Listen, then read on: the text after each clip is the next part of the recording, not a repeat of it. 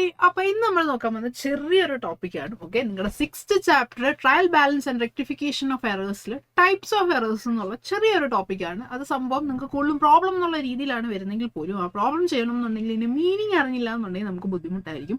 അപ്പോൾ എന്താണ് types of errors, അല്ലെങ്കിൽ എത്ര ടൈപ്സ് ഓഫ് എറേഴ്സ് ഉണ്ടെന്നുള്ളത് നോക്കാം. First 4 important types of errors ആണ് വരുന്നത്. Okay, errors of omission, errors of commission, principal errors and compensating errors. അപ്പോൾ ഇത് 4 എന്താണെന്നുള്ളത് ജസ്റ്റ് ബ്രീഫായിട്ട് പെട്ടെന്ന് നമ്മൾ നോക്കി പോവാം.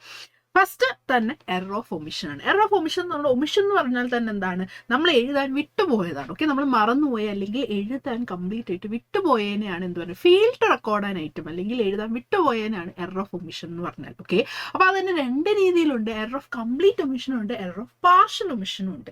എറർ ഓഫ് കംപ്ലീറ്റ് ഒമിഷൻ എന്ന് പറഞ്ഞാൽ നമ്മൾ ആദ്യമേ എഴുതാൻ വിട്ടുപോയി. ഫോർ എക്സാമ്പിൾ, നമ്മൾ ജേർണൽ എഴുതുകയാണ്. ജേർണൽ എഴുതുമ്പോൾ തന്നെ നമ്മൾ ജേർണൽ എഴുതാൻ വിട്ടുപോയി. ട്രാൻസാക്ഷൻ നോക്കി നമുക്കാണെങ്കിലും എത്തുന്ന മിസ്റ്റേക്ക് ആണല്ലേ. ജേർണൽ എൻട്രീസ് എഴുതാൻ പറയുമ്പോൾ 10 എണ്ണം ഉണ്ടെന്നുണ്ടെങ്കിൽ ചിലപ്പോൾ ഒരു 9ാമത്തെ നമ്മൾ വിട്ടുപോകും. 9ന് പകരം നമ്മൾ 10ാമത്തെ ആയിരിക്കും എഴുതുന്നത്. അങ്ങനെ വരുമ്പോൾ എന്തായിരിക്കും സംഭവിക്കുന്നത്, എറർ ഓഫ് കംപ്ലീറ്റ് ഒമിഷൻ ആണ്. എന്ന് പറഞ്ഞാൽ നമ്മൾ ഒന്നും എഴുതിയിട്ടില്ല, ജേർണൽ അതേ എഴുതിയിട്ടില്ല, അങ്ങനെയാണ് സംഭവം വരുന്നുണ്ടെങ്കിൽ ഓക്കെ, ട്രയൽ ബാലൻസ് അഗ്രി ചെയ്യും. എൻ്റെ അർത്ഥം ഡെബിറ്റ് ബാലൻസ്, ഡെബിറ്റ് സൈഡും ക്രെഡിറ്റ് സൈഡും രണ്ടും ഈക്വൽ ആയിട്ട് വരും. ഓക്കെ, അപ്പോൾ error of complete omission trial ബാലൻസിനെ എഫക്ട് ചെയ്യാറില്ല. And at the same time വേറൊരു സംഭവം നമുക്ക് നോക്കാം, എറർ ഓഫ് പാർഷ്യൽ ഒമിഷൻ ഉണ്ട്. ഓക്കെ, അതിനർത്ഥം എന്ന് പറഞ്ഞാൽ അതേ ഇവിടെ കൊടുത്തേക്കുന്ന പോലെ നമ്മൾ ജേർണൽ എഴുതി, ഓക്കെ, അല്ലെങ്കിൽ സബ്സിഡറി ബുക്കിൽ നമ്മൾ ചെയ്തു, പക്ഷെ ലെജറിലോട്ട് നമ്മളത് പോസ്റ്റ് ചെയ്യാൻ വിട്ടുപോയിട്ടുണ്ടെന്നുണ്ടെങ്കിൽ അതിനർത്ഥം എന്താണ്, അത് പാർഷ്യൽ ഒമിഷൻ ആണ്. ഓക്കെ, അങ്ങനെ പല കൈൻഡ് ഓഫ് ഇത് വരും. ഒരിടത്ത് നമ്മൾ എഴുതി, ഒരിടത്ത് എഴുതിയില്ല. അപ്പോൾ അവിടെ എന്താണ്, കംപ്ലീറ്റ് ഒമിഷൻ അല്ല, പാർഷ്യൽ ഒമിഷൻ ആണ് വരുന്നത്. അത് സംഭവിക്കുമ്പോൾ എന്തായിരിക്കും വരുന്നത്, ട്രയൽ ബാലൻസ് അഗ്രി ചെയ്യത്തില്ല, അല്ലെങ്കിൽ ഡെബിറ്റ് സൈഡും ക്രെഡിറ്റ് സൈഡും ഈക്വൽ ആയിട്ട് വരത്തില്ല. അപ്പോൾ ട്രയൽ ബാലൻസിനെ എഫക്റ്റ് ചെയ്യുന്ന ഒരു എററാണ് എറർ ഓഫ് പാർഷ്യൽ ഒമിഷൻ എന്ന് പറഞ്ഞാൽ. പക്ഷേ എറർ ഓഫ് കംപ്ലീറ്റ് ഒമിഷൻ എന്ന് പറയുമ്പോൾ ട്രയൽ ബാലൻസിനെ എഫക്റ്റ് ചെയ്യത്തില്ല.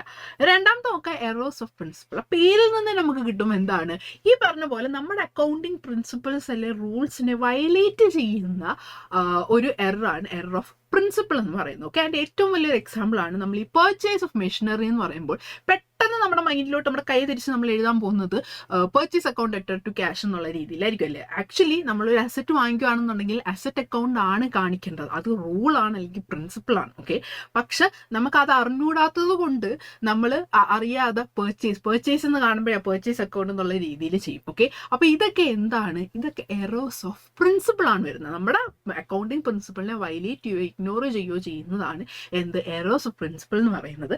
പക്ഷേ എറേഴ്സ് ഓഫ് പ്രിൻസിപ്പിൾ സംഭവിക്കുമ്പോൾ ഇവിടെ എന്താണ് വരുന്നത്, ട്രയൽ ബാലൻസ് അഗ്രി ആവും എന്നാണ് പറഞ്ഞിരിക്കുന്നത്. ഓക്കെ, എന്ന് പറഞ്ഞാൽ ട്രയൽ ബാലൻസിനെ ഈ പറഞ്ഞ എറർ ഓഫ് പ്രിൻസിപ്പിൾ അഫക്റ്റ് ചെയ്യത്തില്ല, ഡെബിറ്റ് സൈഡും ക്രെഡിറ്റ് സൈഡും ഈക്വൽ ആയിട്ട് തന്നെ വരും. ഓക്കെ, അടുത്ത നമുക്ക് നോക്കാം, എറേഴ്സ് ഓഫ് കമ്മീഷൻ ആണ്. എറേഴ്സ് ഓഫ് കമ്മീഷൻ തന്നെ അല്ലറ ചില്ലറയായിട്ടുള്ള ക്ലറിക്കൽ എറേഴ്സ് ആണ് മെയിൻ ആയിട്ടും എറേഴ്സ് ഓഫ് കമ്മീഷൻ എന്ന് ഉദ്ദേശിക്കുന്നത്. ഓക്കെ, നമ്മൾ കൂട്ടുമ്പോൾ വരുന്ന മിസ്റ്റേക്ക്, കുറയ്ക്കുമ്പോൾ വരുന്ന മിസ്റ്റേക്ക്, അതേപോലെ നമ്മൾ ബാലൻസ് ചെയ്യുമ്പോൾ വരുന്ന മിസ്റ്റേക്ക്, അല്ലെങ്കിൽ റോങ് എമൗണ്ട് എഴുതുകയാണെന്നുണ്ടെങ്കിൽ ഇപ്പോൾ 10,000 എഴുതുന്നതിന് പകരം നമ്മൾ ഒരു 0 കുറച്ച് ചിലപ്പോൾ 1000 ആയിരിക്കും എഴുതുന്നത്, 0 എഴുതാൻ വിട്ടുപോയതായിരിക്കും അല്ലേ. അല്ലെങ്കിൽ 980 റുപ്പീസ് എന്നുള്ള ചിലപ്പോൾ 890 എന്നുള്ള രീതിയിൽ എഴുതുവാണ്. ഇങ്ങനെയുള്ള അല്ലറ ചില്ലറ ക്ലറിക്കൽ എറേഴ്സിനെയാണ് എറേഴ്സ് ഓഫ് കമ്മീഷൻ എന്ന് പറയുന്നത്. ഈ പറയുന്ന എറേഴ്സ് ട്രയൽ ബാലൻസിനെ എഫക്റ്റ് ചെയ്യും.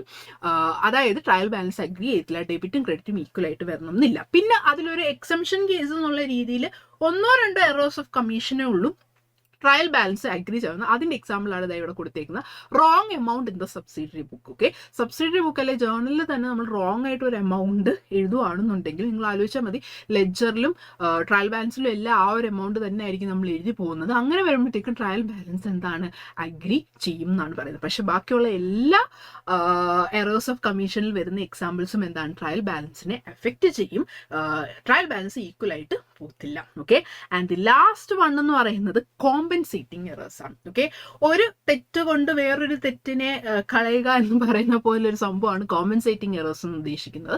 നമ്മൾ ഒരെണ്ണം ചെയ്യുമ്പോഴത്തേക്ക് ഒരു മിസ്റ്റേക്ക് വരുവാണെന്നുണ്ടെങ്കിൽ വേറൊരു മിസ്റ്റേക്കും, 2 മിസ്റ്റേക്കും ഒരുമിച്ച് സംഭവിക്കുകയാണ്, പക്ഷെ രണ്ടും കൂടെ ക്യാൻസൽ ആയി പോവുകയാണെന്നുണ്ടെങ്കിൽ അതിനെയാണ് എന്ത്, കോമ്പൻസേറ്റിംഗ് എറേഴ്സ് എന്ന് പറയുന്നത്. ഫോർ എക്സാമ്പിൾ, നമ്മൾ ഡെബിറ്റ് എഴുതുന്ന ടൈമിൽ അല്ലെങ്കിൽ ഡെബിറ്റ് സൈഡിൽ കോളത്തിൽ എഴുതുന്ന ടൈമിൽ ചിലപ്പോൾ ഒരു 100 രൂപ എക്സ്ട്രാ ആയിട്ട് എഴുതിയെന്ന് വിചാരിച്ചു. ഓക്കെ, അറിയാതെ എഴുതാണ്, 100 രൂപ എക്സ്ട്രാ എഴുതേണ്ട കാര്യമില്ല. Okay, at the same time credit സൈഡിൽ നമ്മൾ എന്തോ എഴുതിയപ്പോഴത്തേക്കും 100 രൂപ കുറച്ച് എഴുതിയെന്ന് വിചാരിച്ചു.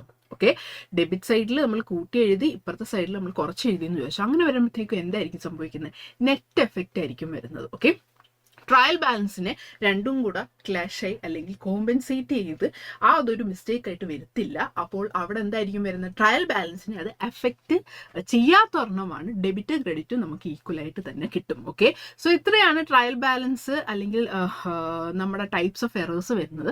അതിൽ ചിലത് ട്രയൽ ബാലൻസിനെ എഫക്റ്റ് ചെയ്യും, ചിലത് ട്രയൽ ബാലൻസിനെ എഫക്റ്റ് ചെയ്യത്തില്ല. അപ്പോൾ നിങ്ങൾക്ക് അറിഞ്ഞിരിക്കേണ്ട സംഭവം എന്ന് പറഞ്ഞാൽ ഇത് എന്താണെന്നുള്ള മീനിങ് അറിഞ്ഞിരിക്കുക, അതേപോലെ തന്നെ അത് ട്രയൽ ബാലൻസിനെ എഫക്റ്റ് ചെയ്യുന്നതാണോ അല്ലയോ എന്നുള്ളതും അറിഞ്ഞിരിക്കുക. ഇമ്പോർട്ടൻ്റ് ആണ് ഈ ടൈപ്പ് ഓഫ് ക്വസ്റ്റ്യൻസ് വരുന്നതായിരിക്കും. Thank you.